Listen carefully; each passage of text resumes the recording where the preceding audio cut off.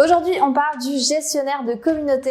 On va voir ce qu'il fait dans sa journée, quelles sont ses responsabilités, quelle est la formation qu'il doit faire pour justement décrocher un poste comme celui-là. Comme vous le savez, chez My Little Big Web, on est une agence web, donc on recrute souvent des gestionnaires de communauté. Donc je me suis dit qu'en parler aujourd'hui, ça serait une bonne idée.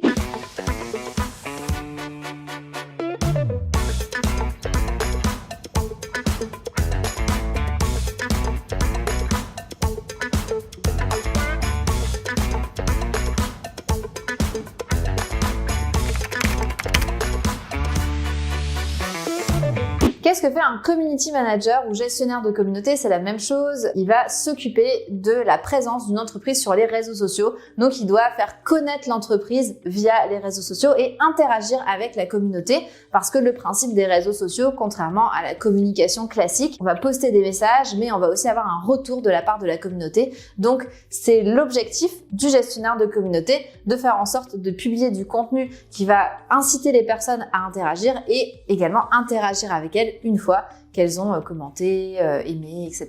le contenu qu'elles ont vu. L'objectif étant d'augmenter la notoriété de l'entreprise pour justement avoir plus de ventes, plus de prise de contact, plus de visibilité, etc.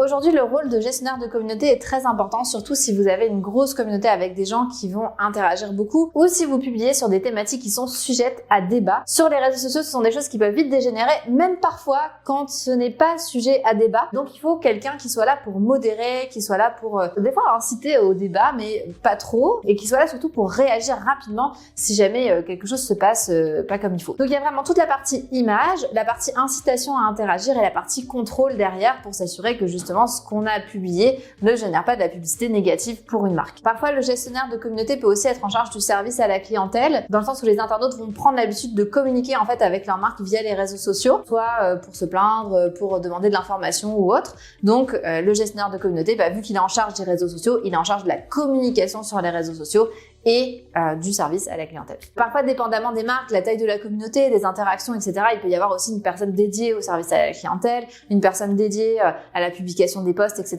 Donc, ça dépend vraiment pour qui vous travaillez, en fait, pour quel type d'entreprise, parce que si vous avez une communauté de 100 000 personnes, c'est sûr qu'en général, ça va nécessiter beaucoup plus d'investissement pour vous occuper de cette communauté-là. Quelles sont les compétences qui vont être demandées à un gestionnaire de communauté?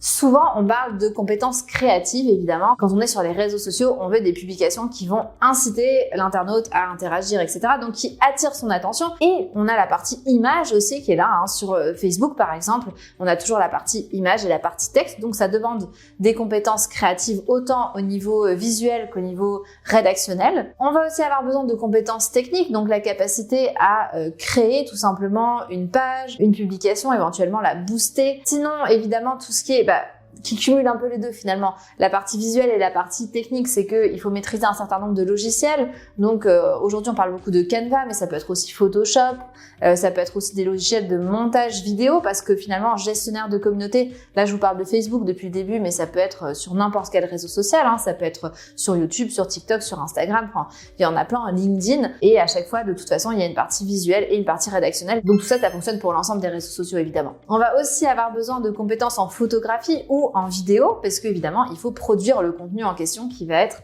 demandé. Donc, pareil, dépendamment des entreprises, soit le gestionnaire de communauté fait tout, soit vous avez une personne qui va vous fournir, par exemple, le contenu, les visuels, les vidéos, etc. Parce que à la fin, ça devient quand même des métiers qui sont différents. Si vous êtes gestionnaire de communauté, vous n'êtes pas nécessairement photographe ou vidéaste. Vous pouvez avoir du talent pour tout et c'est parfait, mais souvent ça va être quand même séparé. Évidemment, il vous faut aussi des compétences sociales, puisque comme on disait tout à l'heure, vous êtes responsable des interactions avec la marque, donc ça peut être des interactions publiques, si jamais les gens commentent par exemple sous une publication, ou ça peut être des interactions qui sont privées, par exemple quelqu'un vous contacte par Messenger, par exemple si on reste sur Facebook. Quand je vous dis que ça demande des compétences sociales, c'est qu'il y a plein de façons de répondre aux gens. Vous pouvez répondre de manière pacifiste, de manière agressive, de manière humoristique. On a quelques gestionnaires de communauté qui se font un nom comme ça d'ailleurs, parce que leurs réponses à certains internautes sont drôles malgré l'attaque qu'ils subissent. Donc ça c'est aussi des qualités que vous pouvez avoir si vous avez une fibre humoristique. Peut-être que le métier de gestionnaire de communauté peut être fait pour vous. Évidemment, il faut des compétences stratégiques, parce que l'idée c'est pas simplement de publier des posts comme ça au hasard. Il faut de la stratégie pour voir ce qui fonctionne ailleurs justement. Quel est votre ton à vous au niveau des réseaux sociaux? Est-ce que c'est adapté à l'entreprise? Comment on va faire pour privilégier les publications qui génèrent le plus d'interactions? À quel moment de l'année, etc. Quels sont les résultats? Donc il y a vraiment la partie stratégique et analyse des résultats qui est super importante. Et évidemment, tout ça, ça vient avec des compétences marketing, donc vraiment de comprendre l'univers marketing dans lequel vous évoluez, quels sont les concurrents que vous avez, comment les dépasser, etc. Idéalement, des compétences de vente, donc ça revient aussi un peu au marketing, c'est-à-dire que le marketing, le but, c'est de pouvoir vendre nos produits ou nos services, donc on veut les mettre en avant. Donc encore une fois, l'idée, c'est pas juste de faire rire la communauté, c'est de mettre en avant les produits pour pouvoir les vendre par la suite. Évidemment, c'est un métier qui est en pleine évolution, puisque comme vous le savez, les réseaux sociaux évoluent. D'ailleurs, la cible sur les réseaux sociaux évolue aussi avec le temps. On a aussi des nouveaux réseaux sociaux qui sortent. Donc, évidemment, c'est un métier où il faut être sans cesse au courant des nouvelles tendances. Donc, il faut s'informer. Ça, c'est un peu votre responsabilité. Et puis aussi pour avoir des nouvelles idées, en fait, tout simplement de ce qui se fait ailleurs, ce qui fonctionne bien, etc.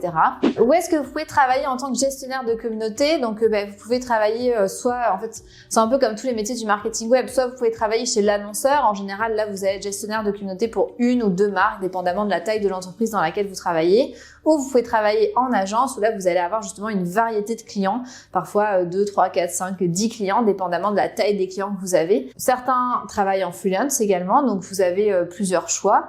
C'est sûr qu'il y a des avantages et des inconvénients dans chacun des choix que vous pouvez faire au niveau de votre travail. C'est-à-dire que si vous êtes chez l'annonceur, vous avez un côté qui est un peu redondant, mais souvent vous allez aller plus loin dans la stratégie puisque vous avez une ou deux marques à vous occuper. Donc, vous pouvez tester plus de choses, etc. Vous avez peut-être moins de rush. Et encore que ça dépend parce que une entreprise qui va embaucher un gestionnaire de communauté, en général, ils ont pas mal de deadlines, etc. Ils ont des offres. Donc, il faut adapter la stratégie de gestion de communauté en fonction. Ou vous pouvez être en agence si vous avez besoin de plus de variété, si vous voulez une équipe de personnes qui font que ça toute la journée, avec qui vous voulez travailler et vous voulez aller plus loin peut-être sur certains sujets. Voilà, l'agence, ça peut être bien pour vous aussi. Nous, on est en agence, donc dans notre cas, les gestionnaires de communauté, ils vont gérer une dizaine de clients en général. Et donc, ça va être à eux de faire quasiment l'ensemble des tâches, c'est-à-dire la partie stratégique, la partie marketing, la partie publication, la partie boost, la partie création. Au niveau de la partie création, donc souvent, on va soit utiliser des visuels qui sont déjà existants, de banques d'images ou autres, ou alors on peut même les retoucher.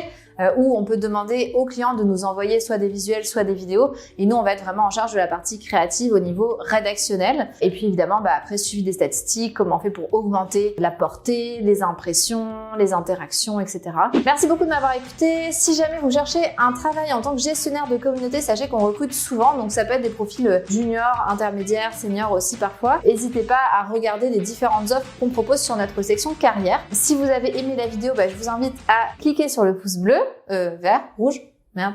Si vous avez aimé cette vidéo, je vous invite à cliquer sur le pouce bleu. N'hésitez pas à vous abonner pour ne manquer aucune des vidéos qu'on publie chaque semaine sur la chaîne YouTube de My Little Big Web.